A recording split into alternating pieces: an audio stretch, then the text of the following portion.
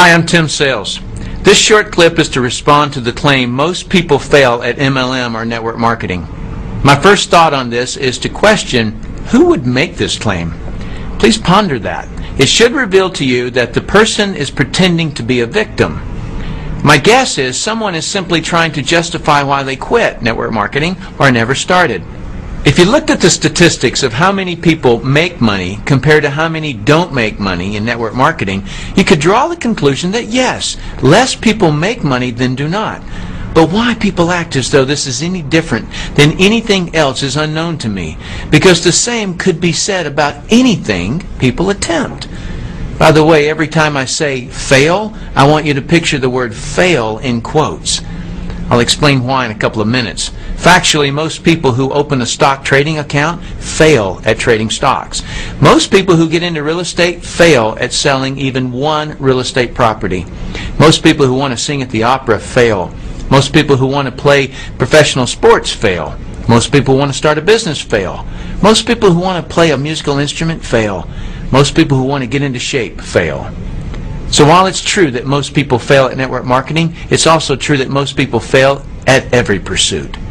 The wise and logical thing to do is not look at the percentage that failed, but to look at what they did to fail versus what people that succeeded did to succeed. For those who have never been in network marketing, please allow me to explain to you how misleading this claim that most people fail actually is. To get into a network marketing company, it typically takes less than $50 to purchase a starter kit, which is all that is required to join a company.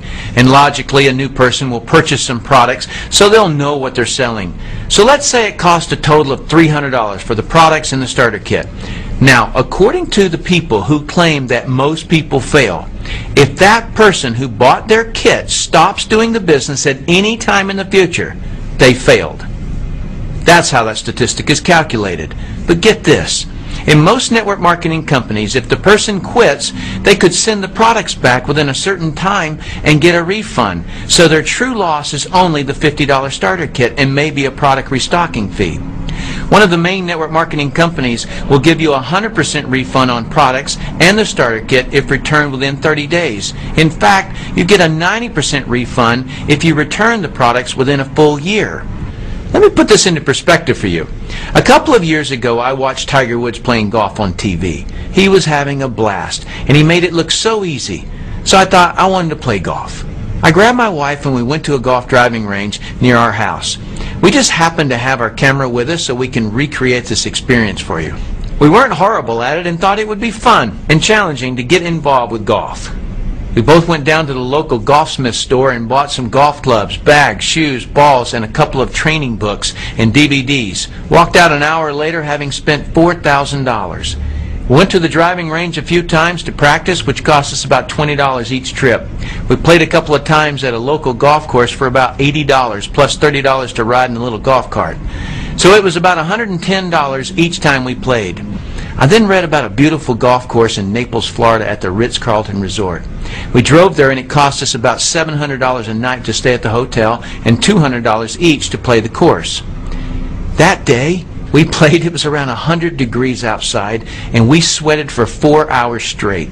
I played terrible and hated the experience. I hated it primarily because I performed terribly and the heat made it very uncomfortable. We left Naples having spent $1,200. When we got home, I threw the clubs in the garage and haven't played since. So my golf experience cost me about $5,000, of which none of it was refundable. Why didn't I post up a website and write about how the golf industry is ripping people off, and when you look at the statistics, the odds of playing golf like Tiger Woods is less than 0.0001%?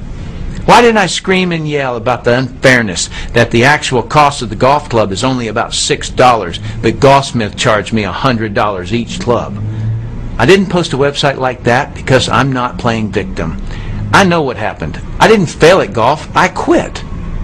Allow me to point out some similarities between my golf experience and network marketing.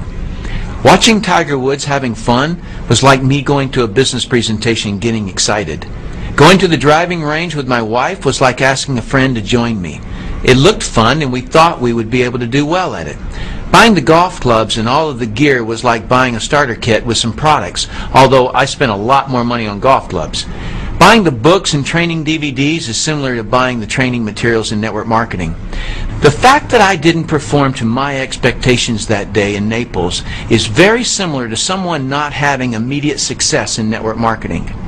What I am sure of is that every person who is a professional golfer has had days where they didn't play to their expectations, but they evidently didn't quit.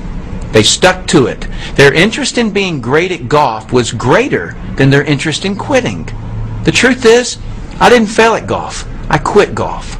All the millions and millions of people who have golf clubs in their garage and aren't playing golf now didn't fail at golf either.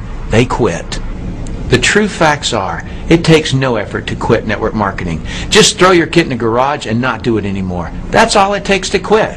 So when you hear people claim that most people fail in network marketing, picture all the golf clubs in people's garages, all the gym memberships that are inactive, all the in-home exercise equipment that have clothes hanging on them and haven't been used in months, all the musical instruments sitting unused in their cases, and all the real estate no money down seminar tape sets sitting in the closets or on the bookshelves unused.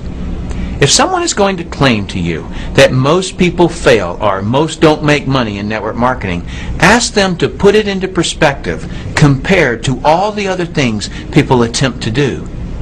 If they have integrity, they will say, it isn't any different. Most people quit at everything. In fact, in my early days, I did quit network marketing for about 2 weeks. Then decided that I wasn't going to quit because it was my only shot at making big money. I devoted myself to learning the business and went on to earn a lot of money, just like anyone who has ever accomplished great things in their life. The decision someone makes on the day they get involved or the day they buy a business starter kit is not the important one. The important one is the decision they make when they realize what it's really going to take to succeed. If Tiger Woods could have walked on the golf course and played as well as he does with only a couple of months of practice, Nike wouldn't pay him $100 million to wear their logo. Tiger is great because he worked his guts out. Network marketing isn't any different. Business, very simply, is a person or a company making people's lives better. What one needs to learn to accomplish that in network marketing is communication skills.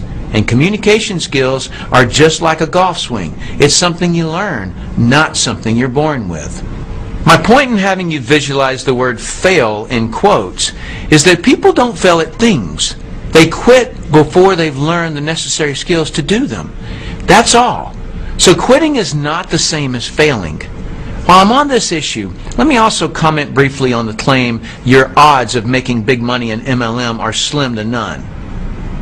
I'm sorry to be disrespectful to the people who make this claim, but this is an irrelevant claim. If I want to get fit, what are the odds that I actually will? Huh? That seems like an irrelevant question, doesn't it? Why? Because odds have nothing to do with me getting off the couch and tossing the potato chips in the trash. Odds are incorrectly used when performance can alter the odds. If I roll a die, there's no performance involved. So someone can say the odds of rolling a 3 are 1/6. Or if I flip a coin, there's no performance involved. The odds are 50-50. If I buy a lottery ticket, there's no performance involved. Therefore, odds can come into play. But if I'm trying to putt a little white ball into a hole on the golf course, there's performance involved. If I'm trying to build a business, there's performance involved, and odds are irrelevant. Performance is, has been, and always will be based on knowledge and training. That's how anyone gets better at anything. My son asked me a question that I'd love to know how you would have answered. Here's his question. Dad, what are the odds of me making the school golf team? If it was your son, how would you have answered it? Well, my answer was, son, odds have nothing to do with it. Your performance dictates whether you make the golf team, not your odds. Anyone who achieves anything noteworthy in life does so by getting the right training. I suggest you do the same. I'm Tim Sales.